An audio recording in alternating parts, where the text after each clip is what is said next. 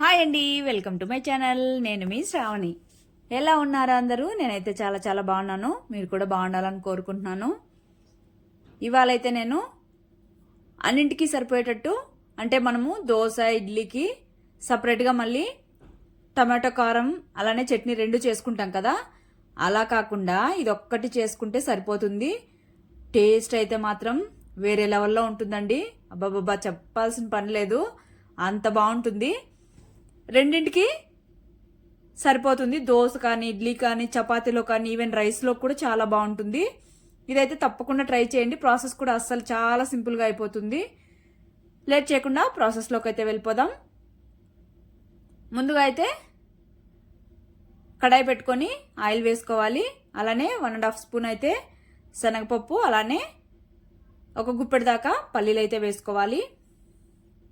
వేసుకున్నాక మంటను లో ఫ్లేమ్లో పెట్టుకొని కాస్త దూరగా వేయించుకోవాలి. ఈ విధంగా అవి కాస్త వేగాక ఇక్కడ కొద్దిగా అల్లం అలానే వెల్లుల్లి వేసుకోవాలి. తర్వాత ఎండుమిర్చి అలానే ఆనియన్స్ అనేవి ఈ విధంగా పెద్ద ముక్కలుగా కట్ చేసుకొని వేసుకోవాలి. తర్వాత కొద్దిగా పచ్చికరివేపాకు వేసుకోవాలి.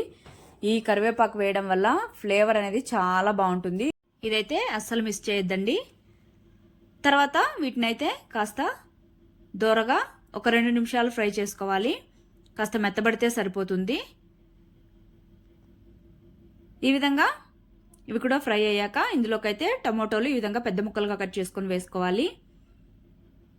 వేసుకున్నాక జస్ట్ స్కిన్ సెపరేట్ అయ్యేంత వరకు ఒక 2 నిమిషాలు మగ్గించుకుంటే సరిపోతుంది. మరీ మెత్తబడాల్సిన పని లేదు. చూడండి, ఇక్కడ చక్కగా ఫ్రై అయిపోయాయి కదా. ఇప్పుడైతే ఇందులోకి కొద్దిగా చింతపండుని వాష్ చేసేసుకొని వేసుకోవాలి. అలానే కొద్దిగా పసుపు కూడా వేసేసుకొని ఒక 2 నిమిషాల పాటు పచ్చివాసన పోయేంత వరకు ఫ్రై చేసుకుంటే సరిపోతుంది. ఈ విధంగా ఫ్రై అయ్యాక ఇందులోకైతే ఒక గుప్పెడు దాకా కాడలతో సహా కొత్తిమీరని వాష్ చేసేసుకొని వేసేసుకోవాలి. వేసుకున్నాక దీన్ని కూడా ఒక 2 నిమిషాలు మగ్గించుకుంటే సరిపోతుంది. మంటను మాత్రం లో ఫ్లేమ్లో పెట్టుకొని లేదా అంటే మీడియం ఫ్లేమ్లో పెట్టుకొని ఈ విధంగా ఫ్రై చేసుకున్నామంటే పర్ఫెక్ట్గా అయితే ఫ్రై అయిపోతాయి. టేస్ట్ కూడా చాలా బాగుంటుంది, కమ్మగా. ఈ విధంగా మొత్తం ఫ్రై అయిపోయాక తీసి ప్లేట్లోకి పక్కన పెట్టేసుకొని చల్లారనివ్వాలి కాసేపు. తర్వాత అయితే ఒక మిక్సర్ జార్ తీసుకొని చల్లార్చుకున్న పల్లీలను మొత్తం ఇందులోకి అయితే ట్రాన్స్ఫర్ చేసేసుకోవాలి. తర్వాత ఇందులోకి రుచికి తగినంత సాల్ట్ వేసేసుకొని ముందుగా అయితే మిక్సీ పట్టేసుకోవాలి.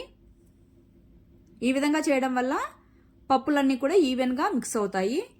ముందే వాటర్ యాడ్ చేసి మిక్సీ పట్టామంటే సరిగ్గా మిక్స్ అవ్వదు. కాబట్టి ఈ విధంగా మిక్సీ పట్టుకున్నాక వాటర్ యాడ్ చేసుకొని మరీ మెత్తగా కాకుండా కాస్త బరకగా ఉన్నట్టే ఈ విధంగా మిక్సీ పట్టుకొని ఒక బౌల్లోకి అయితే ట్రాన్స్ఫర్ చేసేసుకోవాలి.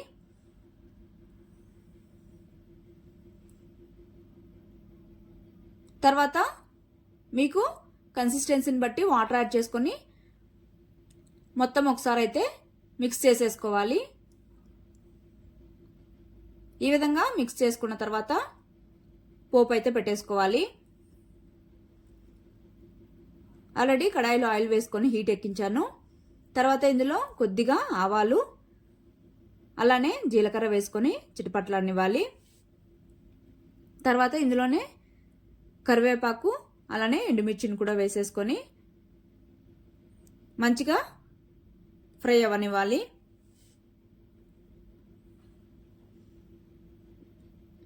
ఈ విధంగా ఫ్రై అయ్యాక ఈ పోపునైతే మనం మిక్స్ చేసి పెట్టుకున్నాం కదా, ఆ చట్నీలోకి అయితే ట్రాన్స్ఫర్ చేసేసుకొని